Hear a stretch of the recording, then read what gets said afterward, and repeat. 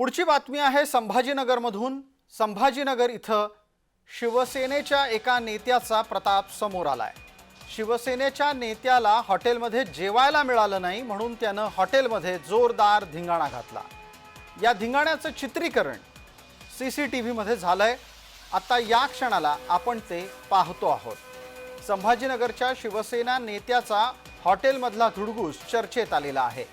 या विरोधात छावणी पोलीस स्थानकामध्ये गुन्हा दाखल झालाय। 8 ते 10 जणांच्या टोळक्यानं मॅनेजर आणि कर्मचाऱ्यांना लाठाकाठ्यांनी मारहाण केली। तसंच या प्रकरणामध्ये काही बाचाबाचीही झाल्याची दिसते। या निमित्तानं आमचे सहकारी संभाजीनगरहून लवकरच जोडले जात आहेत। दरम्यान शिवसेना नेत्याच्या मुलाच्या संदर्भात असलेला हा तपशील आपल्या समोर आहे। विजय चिडे आमचे सहकारी जोडले गेलेत।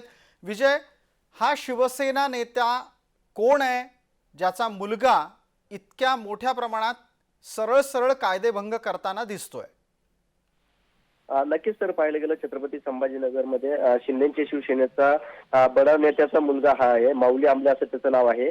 हॉटेल बंद झाल्यानंतर मध्यरात्री जे आहे ते जेवणासाठी तो हॉटेलमध्ये गेला होता। छावणी परिसरामध्ये हे हॉटेल आहे। मात्र त्या हॉटेल चालकांनी त्याला जेवण न दिल्यामुळे त्यांनी त्या ठिकाणचे कर्मचारी जे आहेत त्यांना बेदम मारहाण केलेले।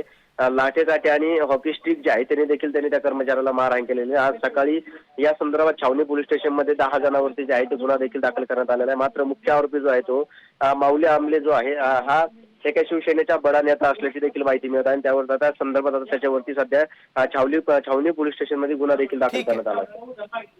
धन्यवाद विजय या माहितीसाठी।